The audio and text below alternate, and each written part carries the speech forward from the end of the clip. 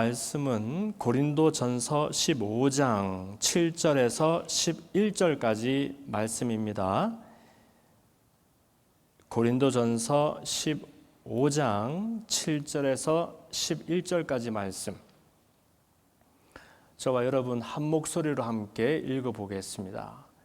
그 후에 야고보에게 보이셨으며 그 후에 모든 사도에게와 맨 나중에 만삭되지 못하여 난 자 같은 내게도 보이셨느니라. 나는 사도 중에 가장 작은 자라. 나는 하나님의 교회를 박해하였으므로 사도라 칭함받기를 감당하지 못할 자니라. 그러나 내가 나 된 것은 하나님의 은혜로 된 것이니 내게 주신 그의 은혜가 헛되지 아니하여 내가 모든 사도보다 더 많이 수고하였으나 내가 한 것이 아니요 오직 나와 함께 하신 하나님의 은혜로라. 그러므로 나나 그들이나 이같이 전파하매 너희도 이같이 믿었느니라. 아멘. 한번 따라합시다. 하나님의 은혜가 헛되지 않게 삽시다. 저는 하나님의 은혜가 헛되지 않게 삽시다 하는 제목으로 고린도전서 15장 7절에서 11절까지 말씀에 근거해서 말씀의 은혜를 나눕니다.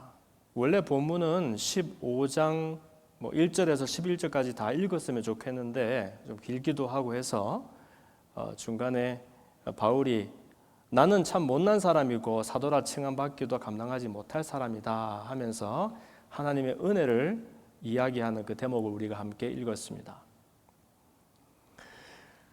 고린도전서, 고린도후서는 사도 바울이 고린도 교회를 향해서 썼던 편지입니다. 편지. 이 고린도 교회는 제가 몇 차례 소개해드린 적이 있지만 고린도라는 그 도시에 지금 그리스에 가면은 수도가 아테네가 있고 아테네에서 버스를 타면 불과 한 30분이면 갈 수 있는 거리에 북쪽에도 바다가 있고 남쪽에도 바다가 있는 그런 항구 도시가 있습니다.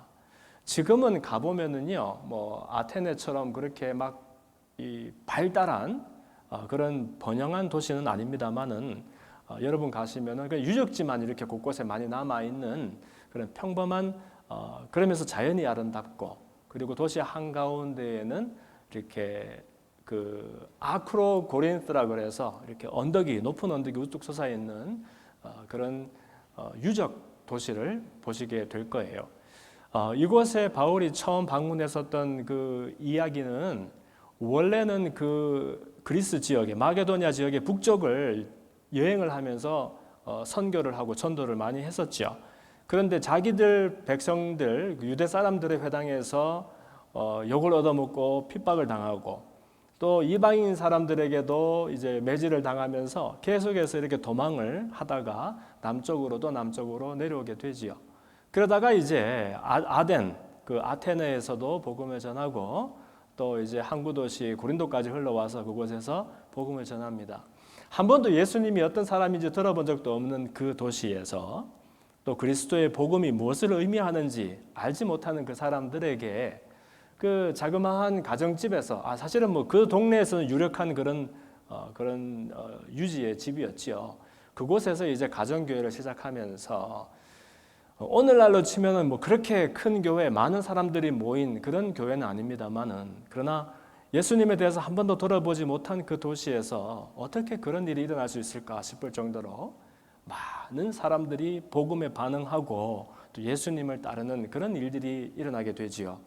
그래서 바울은 그 일을 참 귀하게 여겨서 무려 1년 반 동안 그곳에 머물면서 예수님에 대해서 왜 그분이 이 땅에 오셔야 했는지, 왜 그분이 또 오셨으면 대단한 일을 이렇게 이루셔야 되는데 하필 죽으셔야 했는지, 그리고 그것이 끝이 아니라 또 사흘 만에 죽음의 권세를 깨뜨리고 부활하셔야 했는지, 그분의 이야기와 우리 이야기가 대체 무슨 상관이 있는지를 소상하게 가르쳐 주게 됩니다. 그래서 고린도 교회에는 사실은 그리스와 로마 그 신전들이 곳곳에 세워져 있고 우상을 섬기던 그런 패역한 도시였거든요. 그런데 그곳에 그런 의미 있는 교회가 세워졌으니까 사도 바울에게 얼마나 귀하고 소중했겠습니까? 그런데 나중에 이제 그 교회를 떠나서 바울은 왜냐하면 늘 보내어진 사람이었으니까 다른 도시에서 복음을 전하고 선교를 하는데 전해오는 소식에 의하니까 이 고린도에 자기는 그렇게 목숨을 던져서 복음의 정수를 가르쳤는데 사람들이 예수님의 도를 떠나서 그 교회에 문제가 많이 생기게 되었다는 소식을 듣게 된 거예요. 얼마나 마음이 안 좋았겠습니까? 그래서 큰 마음을 먹고 이제 붓을 들어서 편지를 쓰는 거예요. 그리고 그 교회가 경험하고 있는 문제들, 사실은 고린도전서에는 한 5가지 중요한 문제들이 언급되거든요. 근데 그 문제들을 조목조목 언급을 하면서 이것이 여러분들은 문제라고 생각하겠지만 내가 보니까 여러분들은 하나님 앞에 범죄를 저지르고 있는 것입니다. 그러면서 대체 그 문제가 대체 무엇이 문제인지를 이렇게 정의를 합니다. 정의를 하고 우리 같으면 야 이거는 이렇게 잘못되었잖아 저렇게 잘못되었잖아 하면서 우리의 상식과 지식과 또 우리 사회에 이렇게 보편적으로 흐르고 있는 정의의 이름으로 교훈을 할 텐데 그렇게 하지 않고 항상 이 바울은 이전에는 예수님을 핍박하던 사람이고 예수님 따른 사람들을 죽이겠다는 사람이었지만 그때는 몰라서 그렇고 예수님을 만나고 난 다음에는 무엇을 몰랐던지를 이제 알게 된 거예요. 그래서 이 사람이 경험했었던 예수님 그리고 예수님이 이 땅에 오셔야 됐던 그 이유가 이 사람의 생애를 전체를 지배하는 가치가 되었거든요. 그래서 바울은 무슨 일을 볼 때마다 그리고 그 일을 평가할 때마다 항상 이 사람의 기준은 뭐예요? 예수 그리스도의 십자가 그리고 예수님의 복음의 눈으로 그 문제를 바라보고 해답을 제시해 주는 거예요. 참 저는 이 바울의 편지들을 읽을 때마다 나도 그런 비슷한 사람이라도 좀 되었으면 좋겠다. 우리 주위에 일어나는 일들을 바라볼 때 그냥 내가 알고 있는 상식과 양심과 우리가 익숙한 도덕으로 말하지 않고 예수님의 눈으로 예수님이 이 땅에 오셔야 됐던 이유로 그 일들을 이해하고 또 교훈을 줄 수 있으면 참 좋겠다 하는 생각을 해보았어요. 그래서 이 고린도전서에는 보면은 교회가 분열하는 문제가 있었고 그렇죠. 바울이 다녀갔는데 그 뒤로 아볼로라는 사도도 다녀가고 베드로도 다녀가고 하니까 어떤 사람들 보니까 와 아볼로가 설교를 더 잘하는데 야 베드로가 뭐니 해도 수제자인 것 같아 하면서 아볼로 파다 베드로 파다 뭐 대파다 쪽파다 막 이렇게 되는 거예요.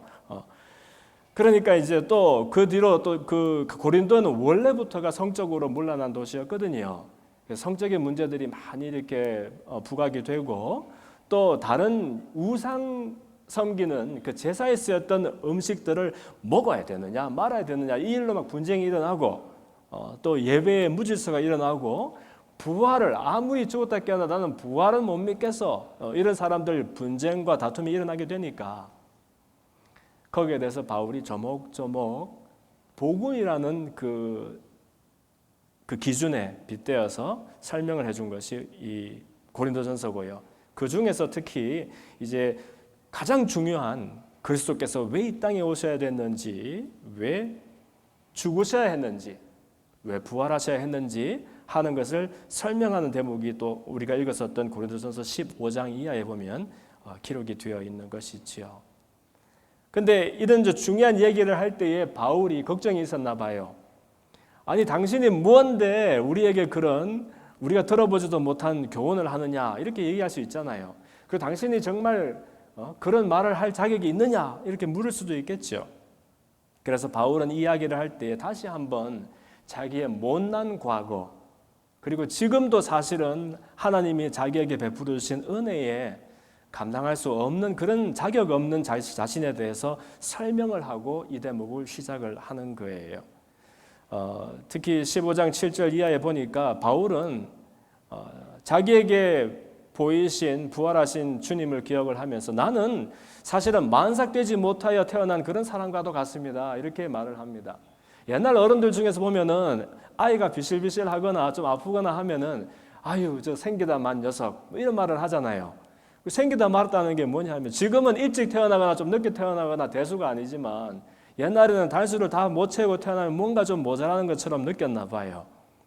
이 바울이 진짜로 그랬는지 아니면 말로만 그랬는지 모르겠지만 달수를 다 채우지 못하고 태어난 사람처럼 나는 그렇게 모자란 사람입니다 라고 말을 하고 있고요. 또 나는 사도들 중에서도 지극히 작은 자입니다 라고 말을 하고 있어요. 왜냐하면 사도들이 아무리 무식하고 못 배운 사람들이더라도 예수님을 만나고 난 다음에는 예수님을 따르고 또 그분의 가르침을 배웠던 그런 사람들이지 예수님을 핍박했던 사람은 없거든요. 그런데 바울은 사실은 이전에는 예수님을 자기가 헌신했었던 이 유대교의 율법에 반대되는 사람이라고 해서 그냥 그 혹세무민하는 이단처럼 그렇게 몰았던 사람이고 예수님 따르는 제자들과 그 무리들을 향하여서 공식적으로 핍박을 했었던 그런 사람이었기 때문에 나는 사도 중에서 제일 작은 사도일 뿐만 아니라 아예 사도가 될 자격도 없는 사람입니다 라고 자기를 설명하고 있지요. 그러나 하면서 10절에서 그러나 나의 나 된 것은 지금의 who I am이라는 것은 다름 아니라 하나님의 은혜로 된 것입니다. 그리고 하나님은 은혜를 허투루 주시는 법이 없다는 거예요. 그래서 그분이 주시는 은혜는 절대 헛되지 아니해서 내가 사도가 되지도 못할 나 같은 사람이 모든 사도들보다 더 많이 수고할 수 있었습니다 라고 고백하는 거예요. 그런데 다른 사람보다 더 많이 수고했던 그 수고마저도 자기가 한 것이 아니라 오직 나와 함께 하신 하나님의 은혜가 그것을 가능하게 했습니다. 그래서 제가 어딜 가든지 여러분에게 했던 것처럼 나의 주님 예수님과 그분의 도를 전하는 일에 최선을 다하는 것입니다 라고 말하고 있는 것이죠. 여러분, 그래서 오늘 대목에서 바울이 이야기하는 은혜에 우리가 한번 초점을 둬볼까 해요. 그리고 올 한 해 돌이켜보면서 나와 우리 가족에게 하나님께서 부으셨던 은혜라는 것이 있다면 어떤 것일까 한번 생각해 보았으면 좋겠습니다. 우선 은혜가 뭘까요, 여러분? 은혜. 우리 은혜 되게 좋아하잖아요. 그래서 아이를 낳으면 예쁜 이름 은혜라고 이렇게 지어줘요. 그래서 우리 특히 딸들 보면 은혜가 많고 영어 이름으로 그레이스가 많고 그렇게 하잖아요. 그런데 은혜가 사실은 은혜이기 위해서는 세 가지 중요한 조건들이 있습니다. 생각해 본 적 있어요? 첫 번째, 은혜가 은혜이려면요, 우선 좋은 일이어야 해요. 그렇죠. 좋은 일이 나에게 생기면 사람들 은혜 받았다. 하나님이 나에게 은혜를 주셨어요. 이렇게 말하잖아요. 물론 사람이 좋다고 그것이 다 은혜가 되고 사람이 싫다고 은혜가 아닌 것은 아니겠지요. 그러나 하나님이 좋은 것으로 우리에게 주셔도 우리 받기에 안 좋으면은 사람들은 사실 은혜라고 말하지 않아요.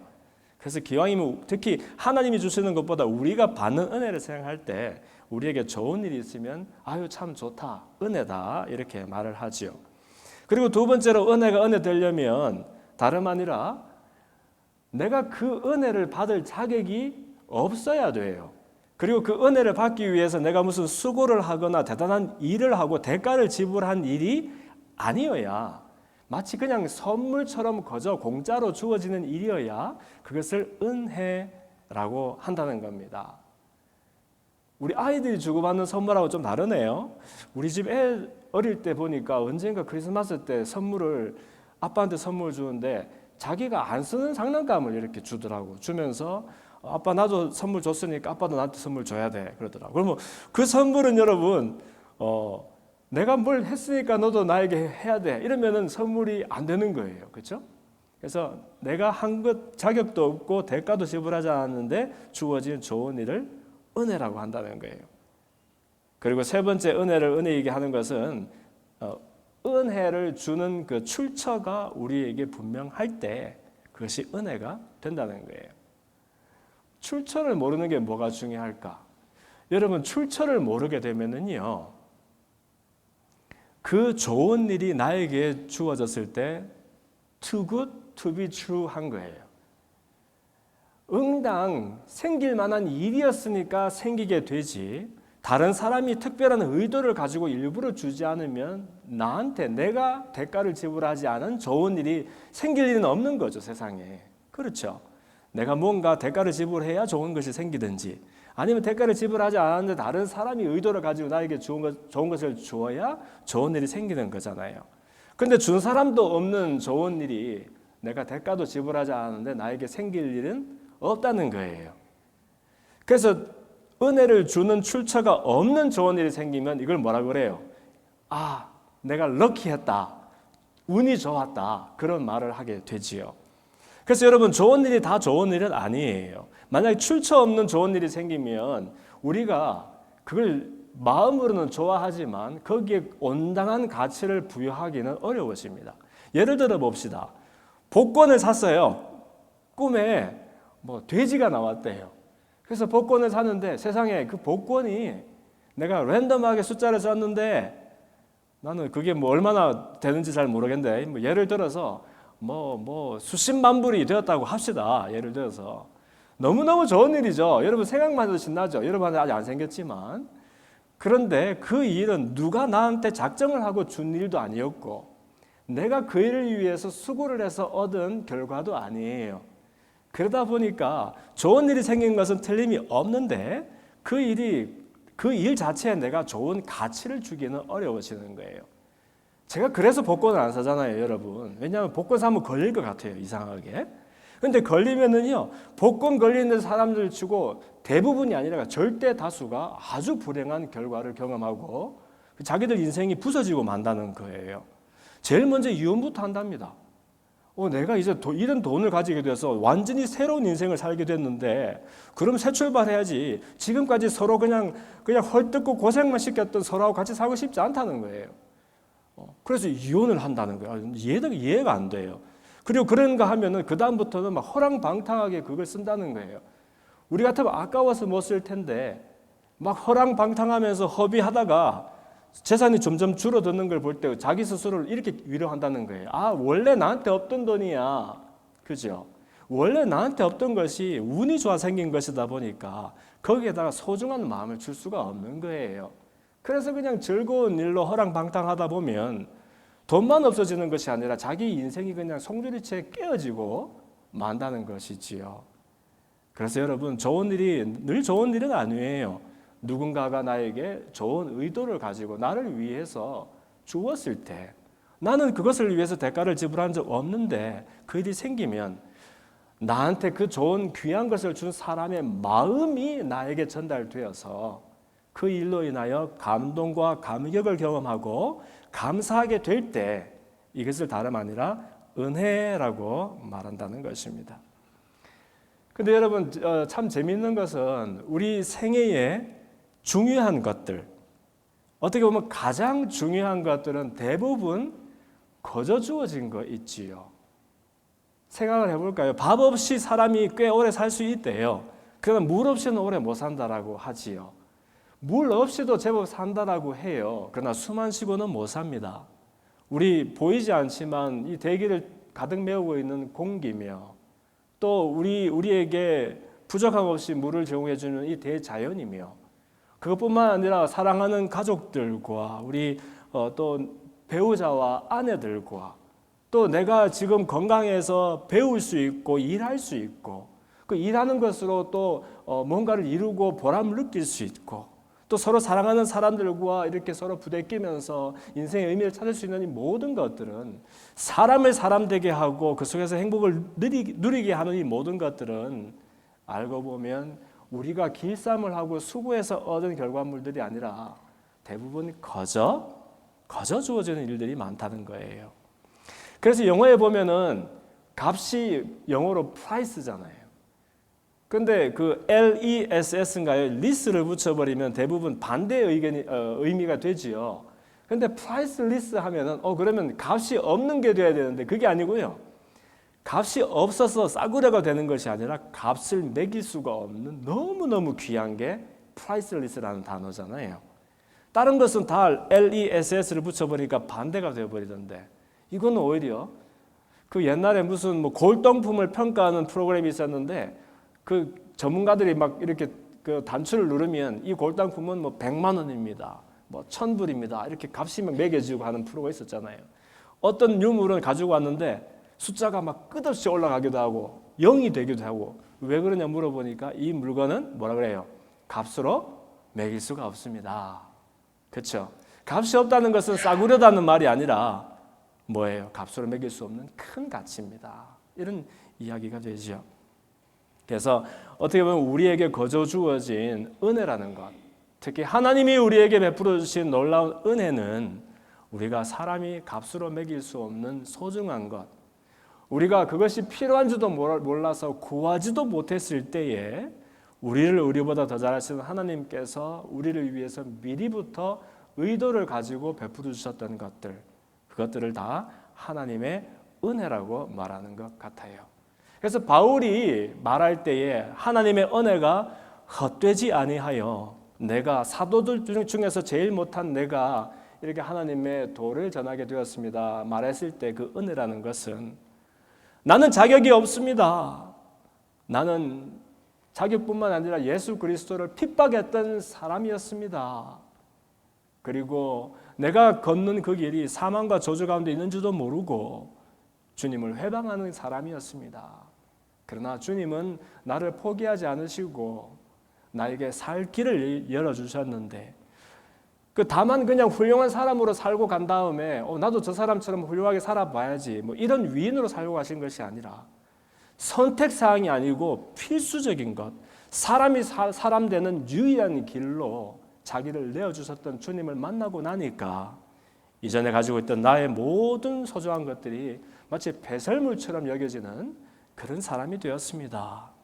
그런데 이렇게 된 것도 내가 무슨 공로가 있어서가 아니고 온전히 주님의 은혜였습니다. 그 은혜가 헛되지 아니하고 나도 그분의 은혜가 헛되지 않게 살기를 원합니다 하는 그런 고백들을 하고 있는 거 있지요. 그래서 이 바울의 교훈을 우리가 보면서 그럼 과연 올해 한 해 우리들에게 베풀어 주신 하나님의 은혜들은 어떤 것이 있을까 한번 살펴보고 또 기억했으면 좋겠습니다. 아까도 말씀드렸지만 은혜라는 것은 어떤 결과보다는 그 결과들을 초래하고 우리에게 의도로 가지고 전해준 그 은혜를 주는 사람의 의도가 더 중요하고 그 마음이 우리들에게 더 크게 작용하는 겁니다. 물론 그 사람이 주는 것이 우리에게 뭐 좋은 물건이 되었던 뭐 건강이 되었던 좋은 일들이 일어나면 그 좋은 일들로 우리는 감사하죠. 그러나 그 좋은 일들만 쳐다보게 되면 마치 출처가 없는 일과 다름이 없으니까 사실은 우리는 그 좋은 일들을 소중하게 생각하고 감사하는 사람들이 아니라는 거예요. 좋은 일, 감사한 일들을 만났을 때 그 감사한 일을 가능하게 한 사람이 누군가 그 출처를 우리가 기억하면 그 사람의 마음과 의도가 우리에게 전달되어서 공명이 일어난다는 것이죠. 그러면 하나님의 은혜가 정말 절절히 느껴지는 사람은 그 은혜되는 일들 때문에 감사하는 것이 아니라 그 일들 너머에 우리를 사랑하시는 하나님의 은혜, 지금도 우리를 그분의 뜻 가운데 인도하시는 하나님의 은혜 때문에 감동과 감격이 되어서 주님 앞에 감사하는 그런 삶을 살게 된다는 겁니다. 그래서 좋은 일이고 안 좋은 일이 아니라는 거예요. 뭐 좋은 일은 물론 좋은 일이라서 좋은 일이지만 좋은 일이 좋은 까닭은 나에게 좋은 일이 생겨났을 때 그것은 그 일 때문에 좋은 일이 아니라 하나님이 나에게 주시는 은혜에 대한 증거가 되기 때문에 우리에게 좋은 일이 있는 거예요. 한 해 동안 어떤 좋은 일들이 있었나요, 여러분? 뭐 셀 수가 없죠. 셀 수가 없죠. 지금 우리 여행 중인 가족들도 참 많이 있지만 어쨌든 지금 우리가 이렇게 주님 앞에 나와서 이 시간에 하나님 앞에 예배를 드릴 수 있는 이 자체만 생각해도 사람이 강제로 시킨다고 이 자리에 나와서 하나님 앞에 예배를 드릴 수 있겠습니까? 도대체 무엇이 우리에게 감동과 확신이 되어서 하나님을 예배하는 그 자리에 우리가 있게 된 것일까요? 그런 것부터 시작해서 우리가 뭐 아픈 것도 많고 여러분 또 속상한 일들도 많이 있지만 그 여전히 우리가 이렇게 건강을 가지고 있고 걸어 다닐 수 있고 그렇게 해서 우리가 하고 싶은 일들도 하고 또 물론 여러분도 도전도 많고 어려운 일들도 많죠. 공부도 힘들고 일도 힘들고 고단한 일도 많고 속상한 일도 많지만 또 그런 일들 속에서 우리가 지금 우리가 하고 있는 일들을 나의 있는 모습으로 할 수 있게 되는 모든 것들이 하나님이 허락해 주신 그런 은혜가 있었기 때문에 가능하다는 거예요. 맨날 속을 썩이고 그냥 철천지 왼수와 같은 여러분들은 그렇지 않겠지만 저도 그렇지 않아요. 어쨌든 집에 가면은 또 우리 또 뭐 아내도 있고 남편도 있고 또 자녀들도 있고 그 우리 가족들이 식구들이 늘 우리들에게 만족과 즐거움만 주는 것은 아니지만 그러나 그 속에서 부대껴가면서 하나님이 우리에게 주시는 마음을 알아가고 하나님의 은혜에 대해서 이렇게 이해할 수 있게 되는 그런 기회를 주신 것도 얼마나 컸었습니까? 그런가 하면 안 좋은 일도 있었을 거예요. 여러분 한 해 동안 얼마나 고단해요. 저는 이 웨스트 라파에서 처음에 올 때 여러분들이 전부 여러분들은 참 구김살 없이 걱정도 없이 그렇게 살아왔을 거야 이런 생각을 했던 거 있죠. 왜냐하면 어쨌든 좋은 학교에서 이렇게 마음껏 공부할 수 있다는 자체가 어느 정도 조건이 이루어져야 충족되어야 여기까지 올 수 있는 거 아닙니까? 물론 여러분들도 똑똑하고 공부도 많이 하고 또 하신 분들이니까 이 웨스트 라파에까지 왔지만 그래도 환경의 문이 열리지 아니하면 어떻게 여기에서 공부도 하고 연구도 하고 또 여러분들처럼 또 가르치고 일도 하고 하실 수 있겠어요? 그래서 저는 여러분들 걱정도 하나도 없는 분들인 줄 알았어요. 그런데 알고 보니까 여기도가 아니라 여기가 사실은 더 치열한 거 있죠. 당장 내일이 확실하지 않아서 그 불확실성 속에서 마음 졸이면서 살아가는 사람들이 많이 있고 여전히 이룬 것들이 많이 있지만 여전히 더 이루어야 될 일들이 많아서 때로는 마음이 압도를 당하면서 그렇게 불안불안하는 사람들도 있고 또 여기서 우리가 물론 여러분들은 엘리트고 또 똑똑하고 배운 것도 많은 그런 분들이지만 어쨌든 또 우리가 또 어떨 때는 소수의 그룹에 속하는 그런 사람들이기도 하고요. 어떤 사람들에게는 문화와 언어가 여전히 나에게 제일 익숙한 그런 것이 아닐 수도 있고 이런 곳에서 경험하는 그 스트레스와 또 불안감과 우울이라는 것은 참 그래서 공평한가요? 사람들마다 저마다 다 보면 충분한 양으로 가지고 있는 것 같아요. 그런데 여러분 안 좋은 일이 일어난다고 해서 그것이 안 좋은 일이고 그 안 좋은 일 때문에 하나님 우리에게 은혜를 안 주시는 것이 아니라는 것을 우리는 기억해야 합니다. 우리가 봤을 때 좋은 일이 하나님이 좋은 일로 주신 일일 뿐만이 아니라 우리가 봤을 때 안 좋아 보이는 일도 하나님은 하나님이 사랑하시는 자녀들을 위해서 항상 가장 좋은 길로 뜻을 가지고 인도하시고 그렇게 우리에게 베풀어 주신다는 것을 우리는 기억해야 하는 거예요. 좋은 일은 하나님의 은혜에 대한 확증이 되지만 우리가 봤을 때 어렵고 고단한 일들은요 그 속에서 또 하나님을 바라보게 하는 좋은 기회가 된다는 거예요. 사람이 선물에 시선을 빼앗겨서 선물 준 사람이 누군지도 모르면 그 선물 자체에 온당한 가치를 줄 수 없다고 말했잖아요. 우리가 받은 귀한 것들이 충분히 귀하게 되기 위해서라도 이 귀한 것들을 우리에게 주신 분의 마음과 솜씨를 우리가 읽어야 되는데 하나님이 주신 온갖 은혜를 다 누리면서도 우리 마음이 하나님으로부터 떠나 있다면 우리에게 지금 필요한 건 뭐예요? 우리가 필요로 하는 더 좋은 것들이 아니라 이 모든 은혜를 베풀어 주시는 하나님의 마음을 더 알아가는 것이 우리에게 더 필요한 것 아니겠어요? 그러면 시절을 쫓아서 하나님은 우리에게 무엇이 필요한지를 제일 잘 아시기 때문에 때로는 어려운 일들로 때로는 고단한 일들로 때로는 곤란한 일들로 우리는 늘 즐겁지는 않지만 가장 좋은 일들로 그분의 은혜를 베풀어 주신다는 겁니다. 그렇기 때문에 호세아서에도 보면은 호세아라는 선지자가 그 고멜이라는 그 음란한 여인을 아내로 맞아가지고서 그 자기 백성들의 막 손가락질을 당하는 그런 일들이 있었지요. 심지어 이 고멜이라는 여인 행실이 나빴던 여인을 데리고 오면서도 당시의 풍습을 따라서 막대한 지참금을 지불하고서 결혼을 했을 거예요. 그런데 결혼한 다음에도 사실은 누구의 아들인지도 알지 못하는 그런 아이들을 낳으면서 호세아에게 성실하지 못하고 그 우상을 섬기는 그런 남자들을 따라가면서 그 남자들한테서 오는 삼배며 포도주며 기름이며 이런 것들에 온통 마음을 빼앗기고서 다른 사람을 사랑하였더라 이렇게 기록되어 있잖아요. 그런데 그 호세아가 하나님이 시키시니까 할 수 없이 다시 한번 돈을 만들어서는 자기가 돈 주고서 지참금을 주고서 자기의 아내로 맞이했던 그 아내를 다시 데려오기 위해서 거금을 그것도 다른 남자들에게 지불하면서 그 아내를 데리고 오는 장면이 있습니다. 그때에도 그 여인은 당신한테 가봤더니 좋은 것 없더라 하는 거예요. 기름도 안 주고 포도주도 안 주고 좋은 옷도 안 주고 무슨 가방도 안 주고 그런데 그때 하나님이 주신 말씀이 있잖아요. 곡식과 새 포도주와 기름은 내가 그들에게 준 것이 아니냐 하는 거예요. 마치 그 우상 신전에서 음행을 저지르던 그 남자들이 고멜에게 주는 것이 아니라 그 포도주와 기름도 알고 오면 하나님이 그 사람 백성들에게 준 것이 아니냐 하는 거예요. 바알을 위해서 썼던 그 은과 금도 내가 그들에게 준 것이거늘 그들이 알지 못한다 이렇게 말하고요. 또 그러므로 내가 내 곡식을 그것이 익을 계절에 도로 찾으며 내가 내 새 포도주를 그것이 맛들 시기에 도로 찾으며 그래서 그들의 벌거벗은 몸을 가릴 내 양털과 내 삶을 다 빼앗아 버릴 것이다 라고 말하는 거예요.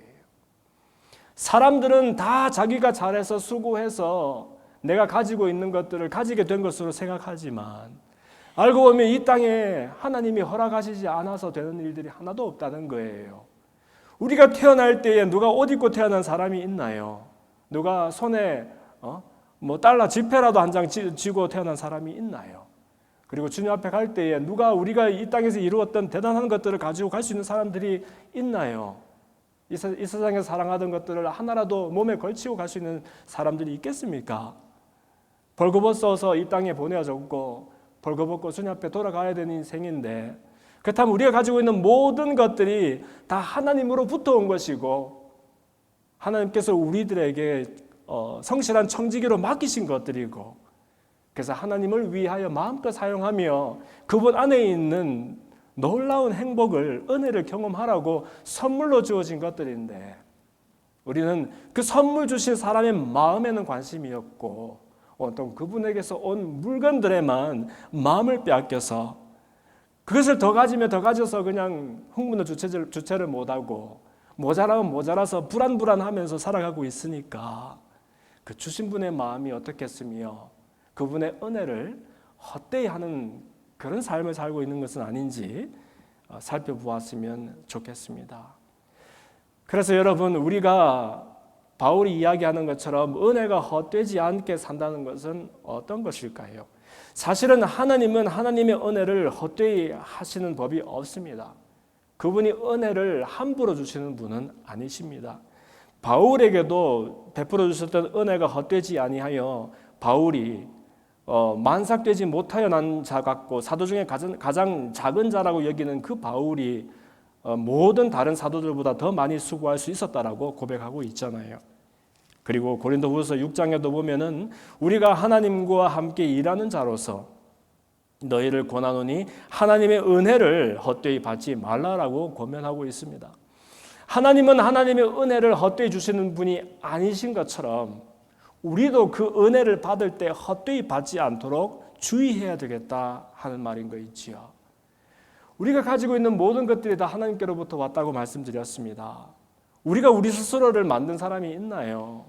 그분이 그분의 형상 따라 우리를 지으시고 아니 어머니의 태중에 있기도 전부터 우리를 소상하게 우리보다 더 잘 아시는 그분께서 이 땅에 그냥 뚝 떨어져서 한번 네 마음대로 한번 살아봐 이렇게 보내신 것이 아니라 그분의 뜻과 의미와 계획을 우리 속에 두고 그분의 경륜 속에서 우리를 이끌어 가신다니까요. 그래서 예수님도 이 땅에 오실 때엔 그냥 우리에게 야 니네들은 저주와 사망 가운데 있구나 내가 오늘 이렇게 생명과 축복 가운데로 옮겨줄게 하면서 그냥 그 일만 한 번에 이루기 위해서 오신 것이 아니라 뭐라 그랬어요? 내가 이 땅에 온 것은 내 양으로 생명을 얻되 더 풍성히 얻게 하기 위함이다라고 말씀하셨잖아요. 장차 우리가 거룩한 부활의 몸을 회복하고 주님 앞에 서겠지만 이 땅에 살아가면서도 그냥 무엇을 입을까, 무엇을 마실까, 무엇을 먹을까 그런 일에 염려하면서 하나라도 더 움켜쥐기 위해서 살아가는 그런 삶이 아니라 우리에게 은혜를 베풀어 주신 하나님의 그 뜻과 의미와 동기를 생각하면서 그분의 계획을 따라서 살 수 있도록 그렇게 우리에게 은혜를 베풀어 주셨다는 거예요. 그렇다면 우리가 받은 것들에게 온당한 가치를 부여하기 위해서라도 우리가 받은 것, 지금 가지고 있는 모든 것들이 누구에게서 왔는지, 그분이 왜 우리에게 이런 것들을 허락하시고 주셨는지 하는 것들을 기억하는 것이야말로 바로 하나님의 은혜를 헛되지 않게 살아가는 것이 아닐까 생각하게 됩니다. 예수님이 늘 대체 하나님의 일을 한다는 것이 무엇입니까? 라는 그런 질문을 받으실 때마다 예수님 하신 말씀이 있어요. 요한복음 6장에도 보면은 예수님이 막 기적과 이사를 많이 이루시니까 사람들이 구름대같이 몰려들었어요. 우리들처럼. 그때 예수님이 이렇게 말씀하시죠. 너희들은 표적을 보고 온 사람들이 아니라 내가 이루어 놓은 기적들을 보고 온 사람이다. 그렇게 예수님 때문에 모인 사람들이 아니라 예수님이 주는 것들 때문에 온 사람들이라는 거예요. 그래서 사람들이 그런 마음에 찔림이 있어가지고 그럼 대체 우리가 어떻게 해야 하나님의 일을 할 수 있습니까? 좀 그럴듯한 표정을 지으면서 이렇게 질문을 했지요. 그 마음속에는 아마 그럼 우리를 막 희생하고 대단한 헌신을 하고 주님을 위해서 고생을 하고 교회를 위해서 충성을 하고 하여튼 무언가 한번 대단한 일을 하는 그런 의도를 가지고 질문했을 거예요. 그때 예수님 하시는 말씀이 가라사대 하나님의 보내신 자를 믿는 것이 하나님의 일이다. 와, 이거 생뚱한 대답 아닙니까? 뭘 해야 된다 이렇게 하지 않고 하나님이 보내신 자가 있는데 그 보내신 자를 믿는 것이 하나님의 일이다. 한번 따라할까요? 하나님의 보내신 자를 믿는 것이 하나님의 일이니라. 이렇게 말씀하셨어요. 이때 믿는 것은 하는 것, 아는 것은 하는 것은 다름 아니라 그분과 내가 상관이 되어지는 것을 말합니다. 얼마든지 가능한 것 같아요. 나는 예수 믿는 사람입니다. 나는 교회 다니는 사람입니다. 라고 말하면서도 예수님과 상관없이 사는 것은 가능한 일인 것 같습니다. 나는 하나님께 은혜를 받은 사람입니다. 라고 말하면서도 그 은혜 주신 이가 하나님이심을 그리고 허투루 주신 것이 아니라 의미를 두고서 나에게 은혜 베풀어 주신 분이라는 것을 모르고서도 하나님의 은혜를 말하는 것이 가능할 것 같아요. 하나님을 안다는 것은 하나님이 보내신 자, 그분의 아들 예수님을 안다는 것은 출처를 분명히 하는 것이거든요.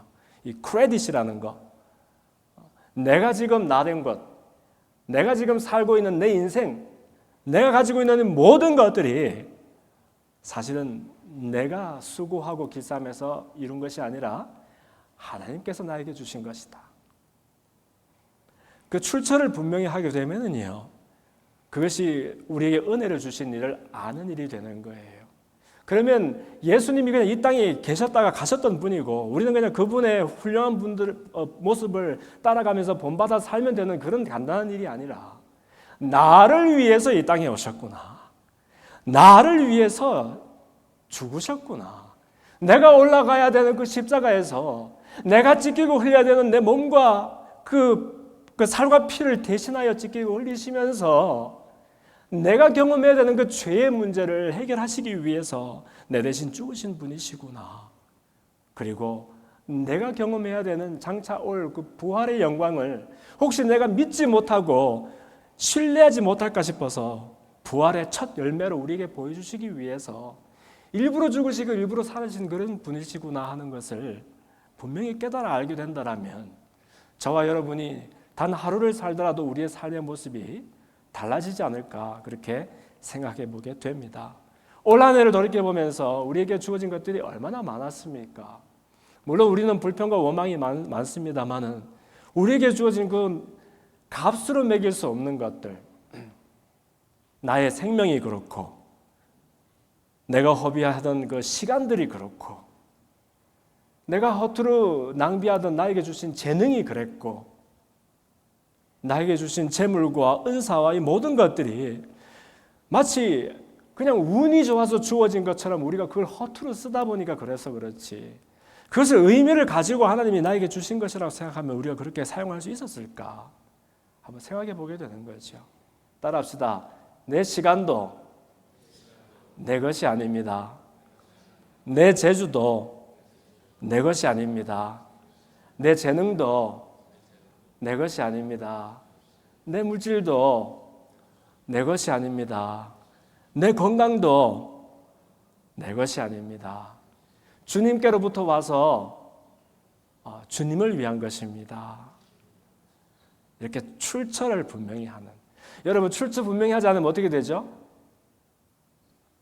플래저리즘 걸리는 거지. 그렇지 않아요? 논문을 썼는데 레퍼런스를 제대로 달지 않으면 어떻게 돼요? 플래저리즘 걸리면 안 되잖아요. 그 플래저리즘이 왜 나쁜 건지 알아요? 그게 무슨 큰 대수라고 그렇게 심각하게 얘기를 합니까? 출처를 안 밝히니까 마치 남의 것이 내 것인 것처럼 보여지게 하는 거니까 그렇게 얘기를 하잖아요. 한 해를 보내면서 새로운 한 해를 맞으면서 출처를 분명히 합시다. 내 인생이 어디서 왔는지, 내 시간이 어디서 왔는지, 재주와 재능과 건강과 물질이 누구의 것이었는지, 허투루 주시지 않은 그 은혜를 헛되지 않은 것으로 사용할 수 있는 그러한 새해를 한번 우리가 소망해 보면서 주 앞에 마음껏 감동하고 또 감격하고 감사하는 그런 오늘 하루가 되었으면 좋겠습니다. 다시 자리에서 한번 일어납시다. 일어나서 우리가